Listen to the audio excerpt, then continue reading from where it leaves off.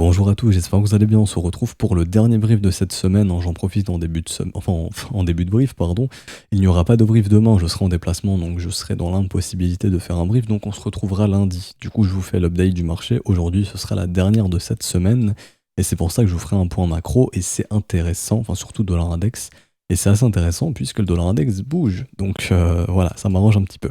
Donc Bitcoin, Ether, dollar index, peut-être le S&P ou les assets à risque, et on verra également Solana, je vois que beaucoup en parlent, donc je vais en parler également, on va voir les objectifs, on va voir les erreurs à ne pas commettre, etc. etc. Alors, Bitcoin qui poursuit sa petite dynamique baissière court terme pour le moment, donc est-ce qu'on a un signe de bottom ici pour le moment? Non, je dis bien pour l'instant, ça pourrait arriver plus tard, on verra les conditions pour, hein. Mais actuellement, je ne vois pas de... Je vais supprimer ça d'ailleurs. Je ne vois pas de signe de bottom pour le moment. Donc, patience ici, ça pourrait arriver plus tard. Je vous dirai les conditions de potentiellement, en tout cas d'un point de vue order flow, j'ai déjà dit, mais je le répéterai, pour un potentiel bottom. En termes de momentum, je vois qu'on a une contraction qui se met en place ici, donc un mouvement assez impulsif peut se préparer. Je vois également qu'on a de potentielles divergences qui sont en train de se créer ici. Donc, il y a déjà eu celle-ci qui s'était créée, mais on pourrait poursuivre la divergence.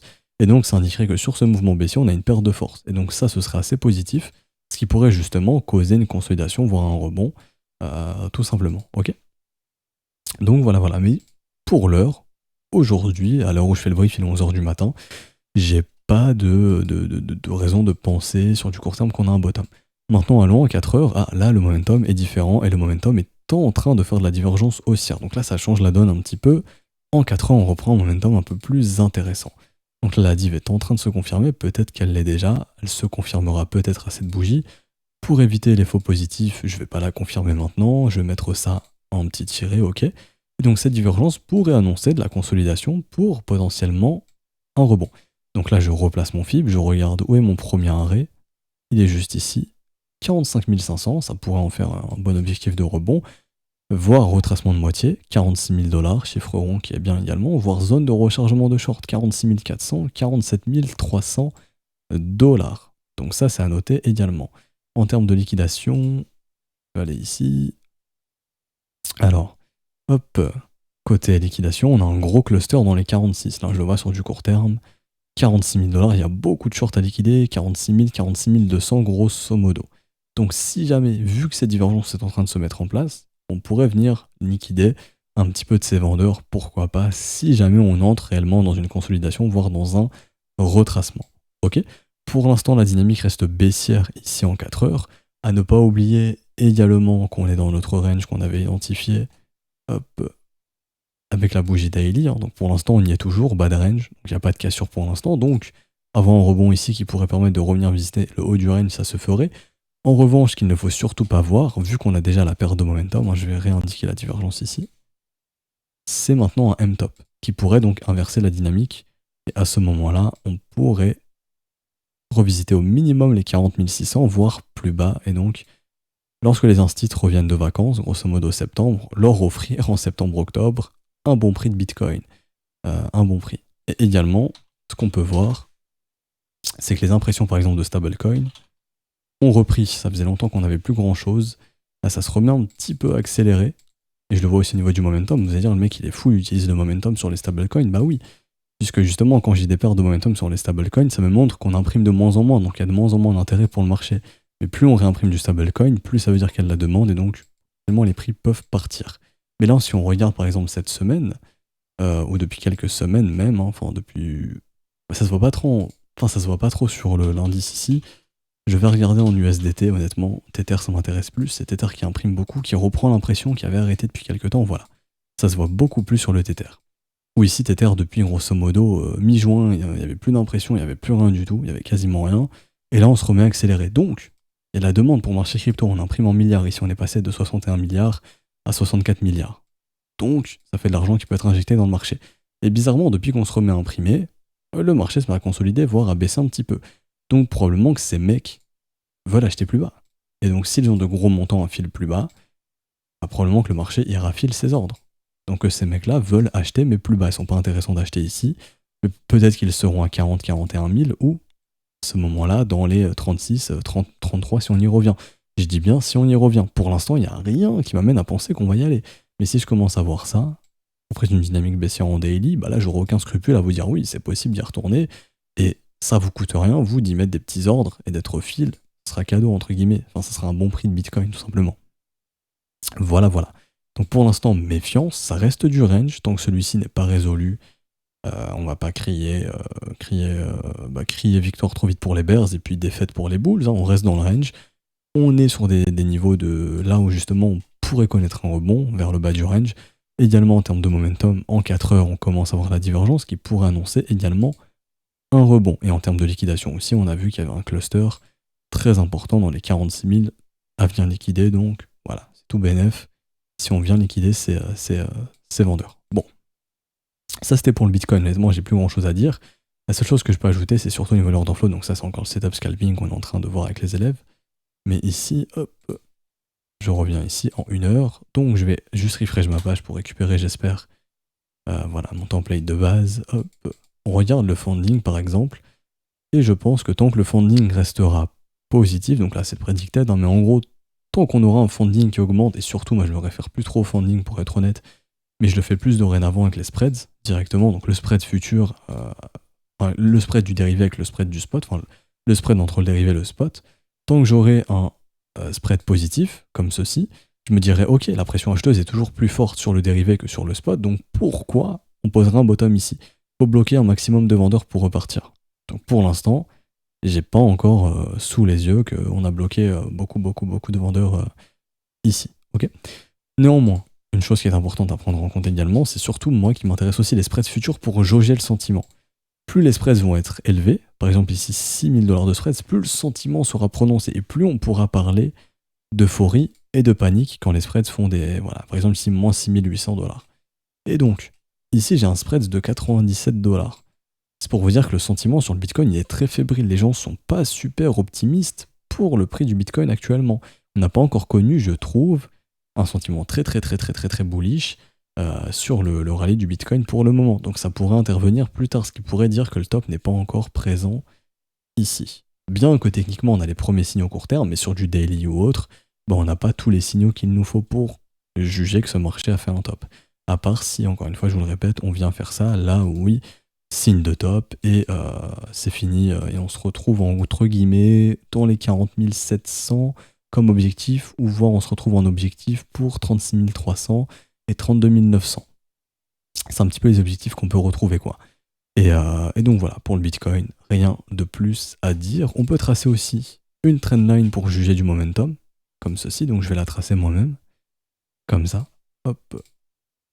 Ok, et donc tant qu'on reste sous cette trendline baissière, on peut estimer que on est toujours, comment dirais-je, avec un momentum baissier, donc le but serait de poursuivre la dynamique baissière. À noter également que ça marche très bien, le premier arrêt court terme, on est venu le chercher, donc c'est aussi ici une fenêtre de rebond pour un retour peut-être dans les 46 000 si le marché le veut bien. Et donc, je ferai Ethereum après, et je vais passer sur le dollar index qui vraiment donne un signal qui est très fort ici. Donc, DXY. Alors, bon, on a du coup ça. C'est des hypothèses que j'ai vues avec les élèves, hein, donc ça, j'en parlerai aussi après rapidement, ça je retire. En gros, ici, vous avez donc le dollar index qui est en train de faire un W mensuel. Il n'y a rien de plus bullish que ça, honnêtement. C'est très bull. Donc ça montre que l'argent retourne dans le cash. Si vous voulez, les gestionnaires de fonds, les hedge funds, les banques vont allouer à nouveau plus de capital dans le cash qu'auparavant. Je vous avais démontré ça, par exemple, admettons, ça c'est, je vais faire ça avec des barres, ce sera plus simple. Ça c'est votre exposition au cash, ça c'est votre exposition aux indices et aux actions. Actuellement, on peut imaginer, après il y a les cryptos, etc. hein, on peut imaginer qu'un gestionnaire de fonds, il peut diminuer un peu, puis augmenter un peu le cash, parce que le cash redevient super... Enfin, ici, on a clairement l'argent qui retourne dans le cash ici, ou en tout cas, on voit le dollar index qui reperforme. Ok, donc le dollar redevient plus fort que les autres monnaies, que ce soit l'euro, etc., etc. Et ça peut aussi indiquer que l'argent retourne justement dans le dollar, et que les institutions, etc., prennent des profits dans d'autres secteurs. Je le répète, $1 ou €1 ne peut pas disparaître. Il va de main en main, il circule. Donc si demain il perd des actions, c'est pour aller ailleurs, peut-être dans le dollar, peut-être dans l'euro, etc., etc. Là on voit que ça va plus dans le dollar, bien évidemment, parce que là on ne fait pas grand-chose.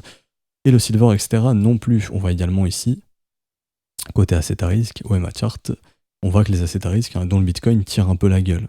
Le petit M ici sur le S&P, hop, le petit M aussi sur le Bitcoin, le pétrole qui tire la gueule depuis quelques temps.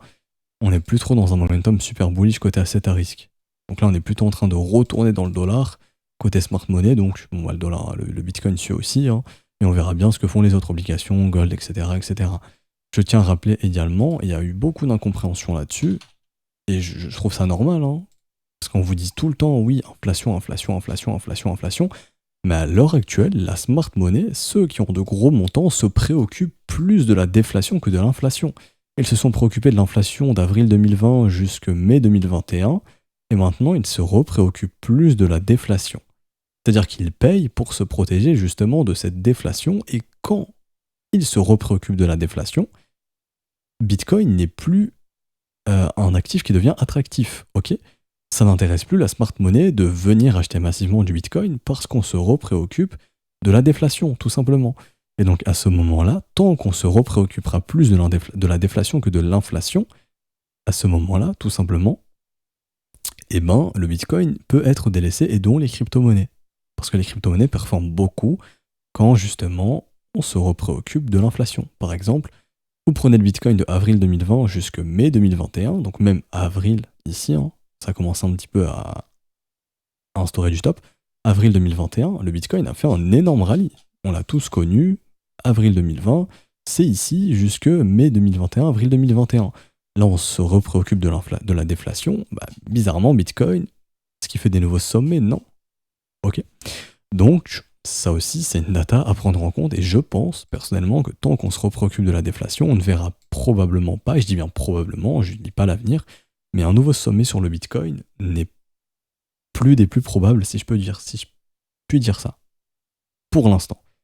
Si on se repréoccupe de l'inflation, admettons qu'on fasse ça, là, ça sent le nouveau sommet pour le Bitcoin, mais pour l'instant, dans le marché actuel, c'est pas des plus probables.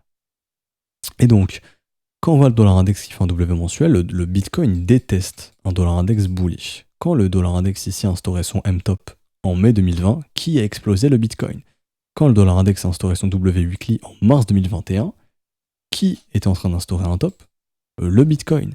Et le Bitcoin et le dollar index ne vont quasiment jamais dans la même direction. En tout cas, si j'ai une dynamique haussière sur le dollar index, j'ai peu de chances d'avoir une dynamique haussière, donc là en mensuel, enfin de continuer d'avoir une dynamique haussière sur le Bitcoin. Donc, probablement, si le dollar index accélère, eh ben ça pourrait causer un retracement sur le Bitcoin, tout simplement. Ok ? Si le dollar index fait son break, ici qu'on vient juste au premier arrêt à 94,50, et qu'on se remet à consolider, pendant cette consolidation au niveau du premier arrêt, Bitcoin peut totalement, comme un petit filou, aller faire un petit tour là-dedans. Et là, poser un sommet de marché, parce que probablement que le dollar index va résoudre vers le haut ce premier arrêt. Pourquoi je vous dis ça ? C'est pas un biais ou autre, parce que je vois la charte, c'est des datas que j'ai sous les yeux. Donc là, du coup, je vais utiliser le code qui me permet de savoir comment est positionnée la smart money ici. Donc, vous avez en gros les particuliers en vert et la smart money en violet bleu, ça dépend de vos écrans. Et donc ici, je retire les particuliers parce que ça m'intéresse pas, hein, c'est plutôt la smart money qui m'intéresse. La smart money est super bullish sur le dollar index. Et là, pendant qu'on consolidait pendant des jours, qui s'exposait encore plus aux longues ? La smart money. Et même quand ça baissait, la smart money ici était en train d'acheter le dip sur le dollar index. Et donc, W sous résistance, boum, probablement cassure et direction 94 500. Enfin 94 800 même, ici techniquement. Ok.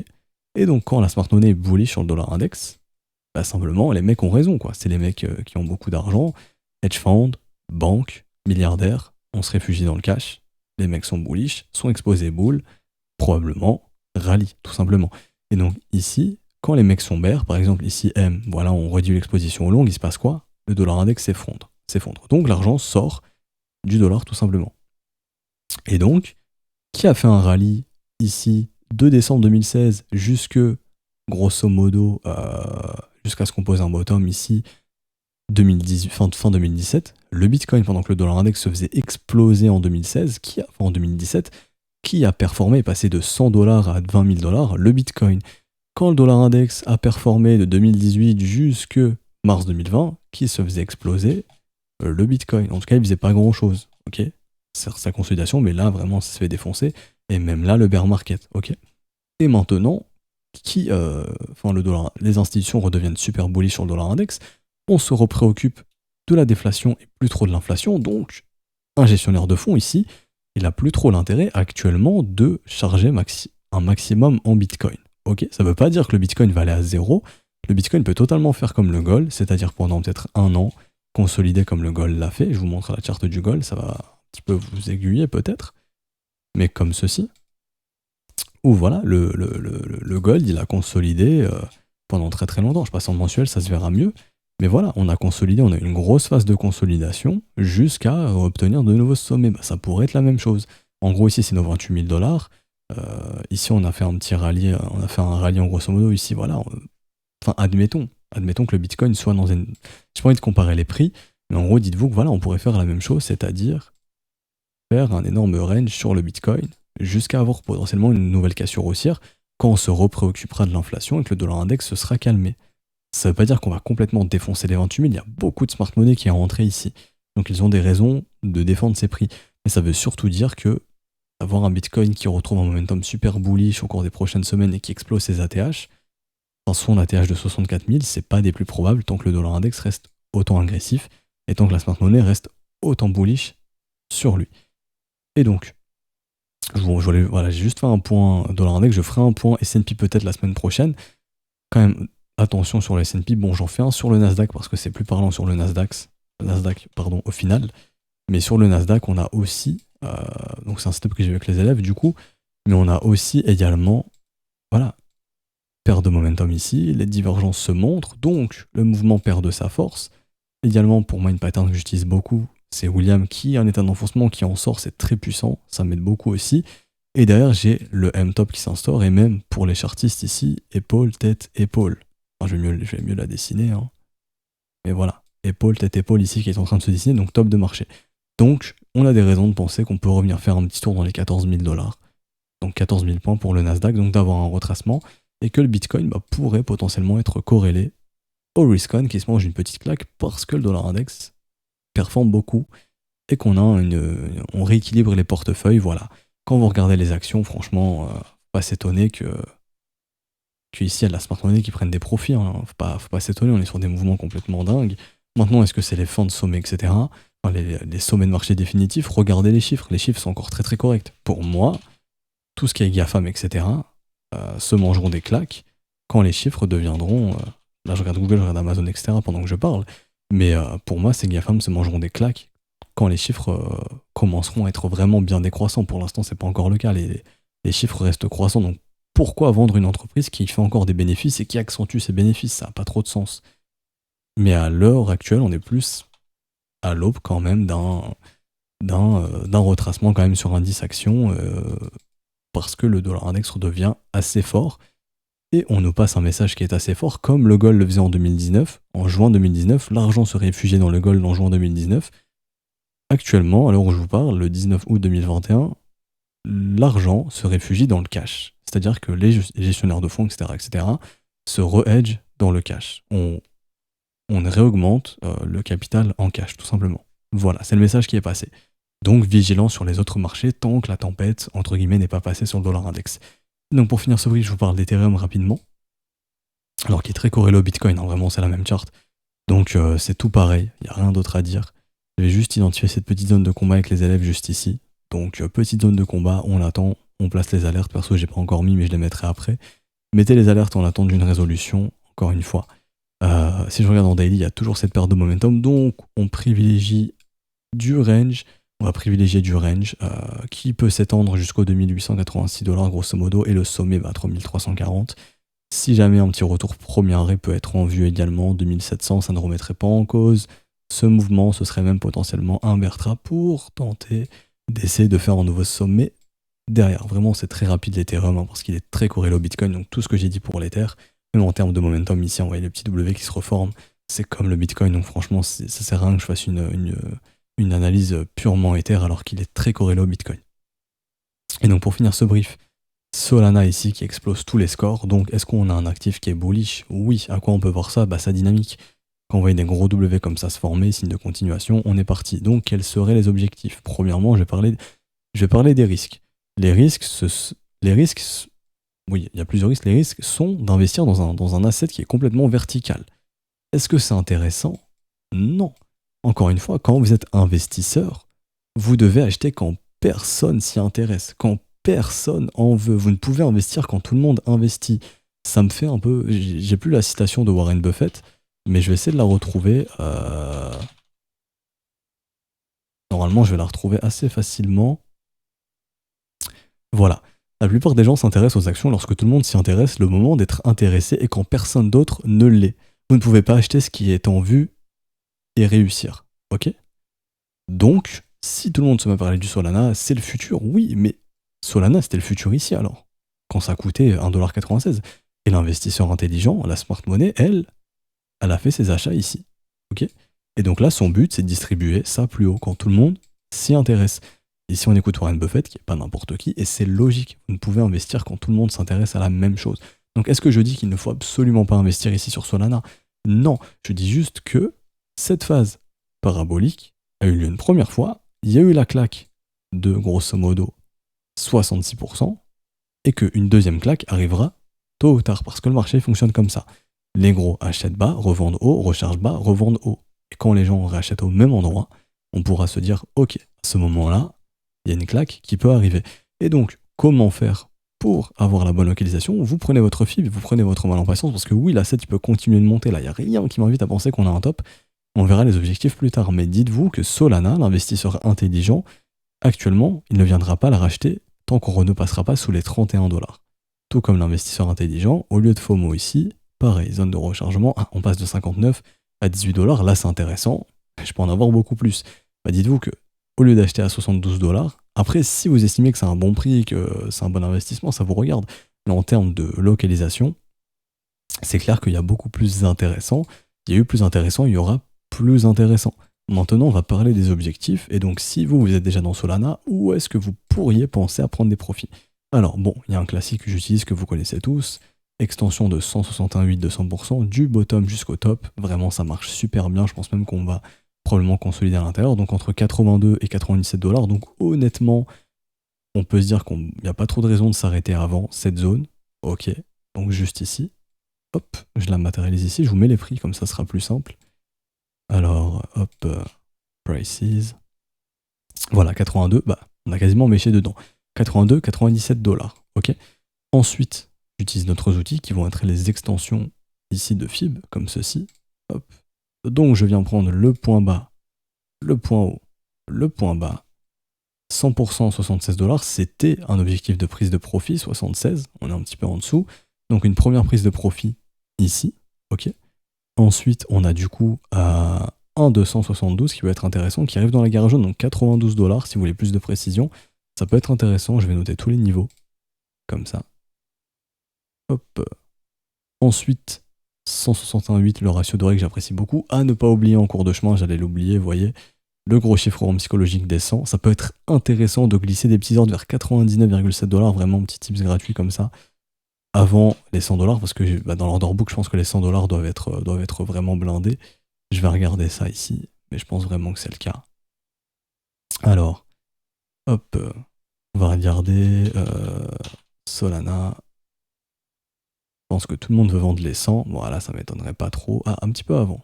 98. Ah, là, c'est intéressant. Peut-être des mecs sont en train de justement... Quoique, non, il n'y a pas de... Pardon. Légèrement ici, 98, 28. Bah, voyez, juste avant les 100, vous mettez juste avant l'ordre ici, là. 97, par exemple. Après, si tout le monde va le faire, ça va être compliqué, mais... Enfin, je dis pas que je peux influencer le marché, mais...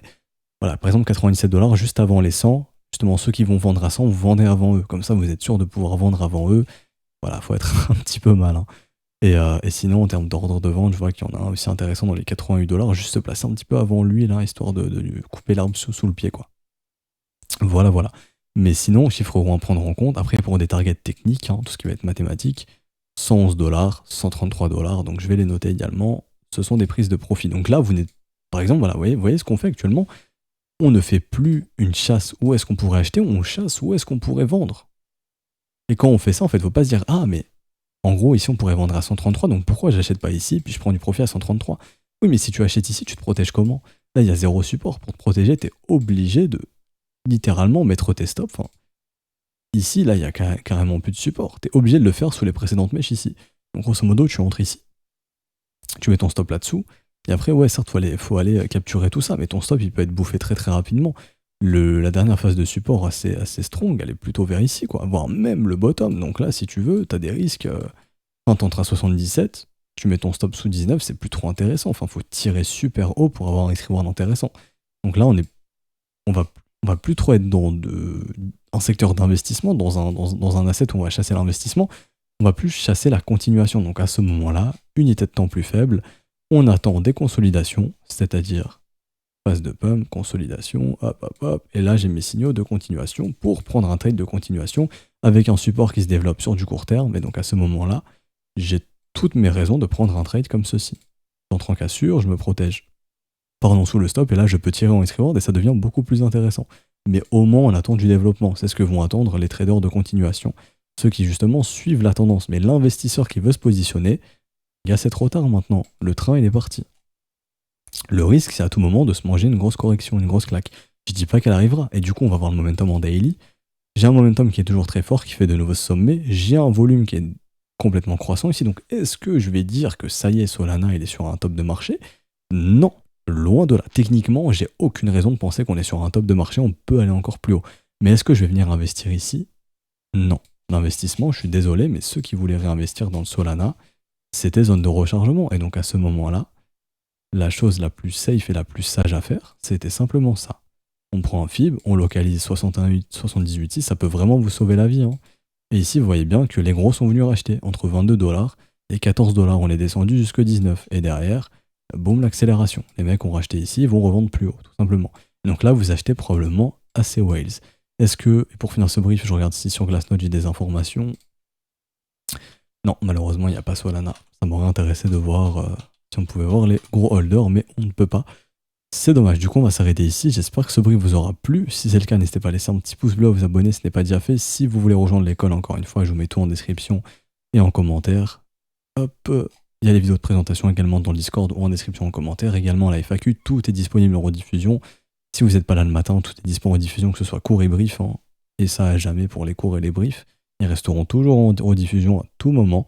Tout est expliqué ici à ce stade du mois. Privilégiez bien évidemment les modalités crypto. Évitez le Patreon, honnêtement, à ce stade du mois. Attendez le Patreon le 1er septembre. Si vous voulez rejoindre via le Patreon, je vous souhaite un bon week-end. Parce que du coup, je ne serai pas là demain pour refaire une update de marché. On se retrouve lundi. Bon week-end à tous. Ciao, ciao.